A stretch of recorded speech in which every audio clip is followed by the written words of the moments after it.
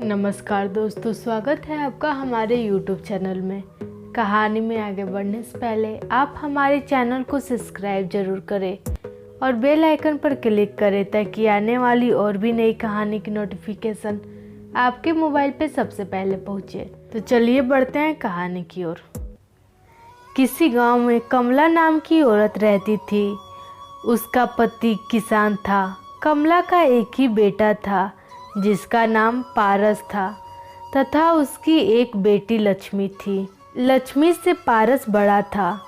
कमला का सिर्फ एक ही बेटा था, इसलिए कमला और उसका पति चाहते कि उसका बेटा पढ़ लिख कर अच्छी सी नौकरी करे। इसलिए वे पारस को ज़्यादा खेलने भी नहीं देते। जब भी उसकी बहन खेलती रहती, पारस भी अपनी माँ से खेलने जाने की जिद करता, पर माँ ये बोलकर मना कर देती कि पढ़ेगा लिखेगा नहीं तो अच्छी नौकरी कैसे मिलेगी। पारस जल्दी जल्दी अपनी पढ़ाई खत्म करता और बच्चों के साथ थोड़ा खेल लेता। एक बार खेलते खेलते पारस गिर पड़ा और जोर जोर से रोने लगा। उसके दोस्त उस पर हंसने लगे। पारस लड़कियों की तरह रो रहा। तभी उसकी माँ आती है, उसे प्यार से उठाकर उसके आंसू पोंछती है और बोलती है, पारस लड़के रोते नहीं। पारस अपनी माँ की बात को बहुत ही गंभीरता से अपने मन में बैठा लिया और फिर से उठकर अपने आंसू पोंछा और दोस्तों के साथ खेलने लगा। समय ऐसे ही बीतता गया और पारस 10वीं कक्षा में अव्वल आया। पारस के गांव में सिर्फ 10वीं तक ही पढ़ाई होती थी। आगे की पढ़ाई करने के लिए शहर जाना होता था। पारस अपनी माँ से शहर नहीं जाने की बात करता है। वे बोलता है, माँ मैं आपको छोड़कर कहीं नहीं जाऊँगा। मैं पिताजी के साथ खेतों में ही काम करूँगा। पारस की माँ उसे समझाती है, पारस तू लड़की थोड़ी ना है कि तू हमेशा के लिए दूसरों के घर चला जाएगा। पढ़ाई पूरी हो जाएगी तो तू हमेशा के लिए हमारे साथ ही तो रहेगा। पारस भी सोचता है कि शायद माँ ठीक ही तो कह रही है, मुझे तो अपनी माँ के साथ ही रहना है। पारस आगे की पढ़ाई करने के लिए शहर चला जाता है। जब भी कॉलेज में छुट्टियाँ मिलती, वे 1-2 दिन के लिए गांव आ जाता। जब भी पारस अपने घर आता, उसे वापस जाने का मन ही नहीं करता। फिर भी वो यही सोचकर वापस चला जाता कि पढ़ाई पूरे होते ही वे हमेशा के लिए अपने परिवार के साथ रहने आ जाएगा।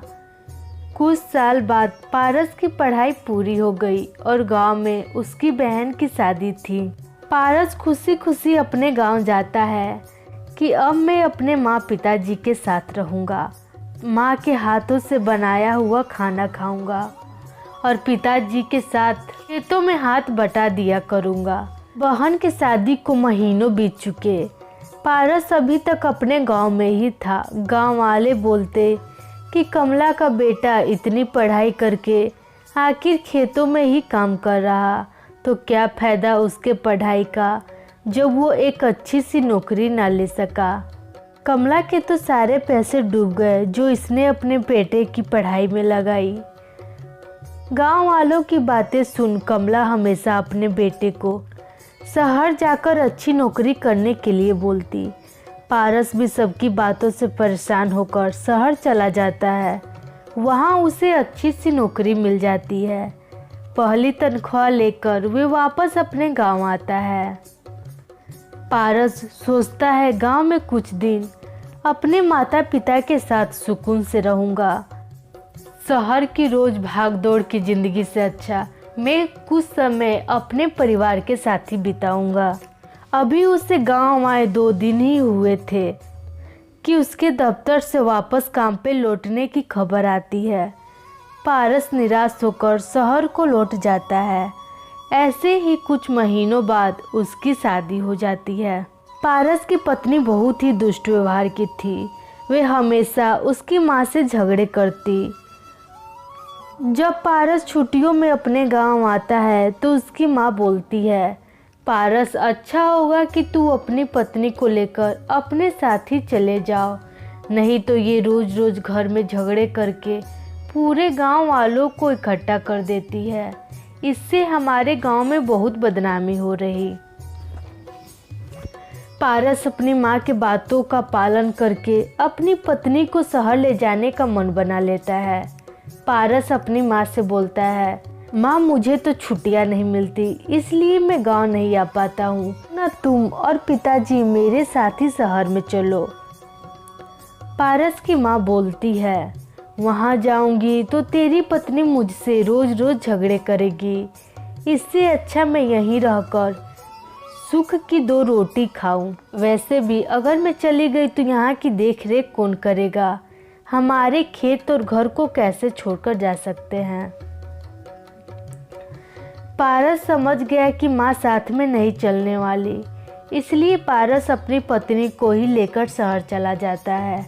कुछ महीने बाद पारस को छुट्टी मिलती है तो वह अपने पत्नी से बोलता है, मेरी 10 दिन की छुट्टी है तो क्यों ना हम गांव से घूम कर आएं।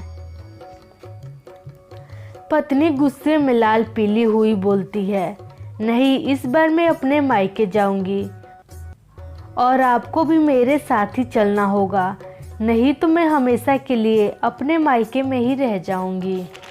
पारस बेचारा डर के मारे अपने ससुराल चला जाता है। वे जब भी अपनी पत्नी को अपने गांव ले जाता, उसकी माँ और उसकी पत्नी में इतने झगड़े होते कि वे 2 दिन में ही वापस आ जाता। पारस बेचारा अपनी माँ और पत्नी के बीच में फंस गया था। माँ की तरफ से बोलता तो पत्नी नाराज होती और पत्नी की तरफ से बोलता तो माँ को बुरा लगता। पारस परेशान होकर बोलता है, बेटे का दर्द कोई नहीं समझता। अगर आपको हमारी कहानी पसंद आई तो चैनल को सब्सक्राइब जरूर करें।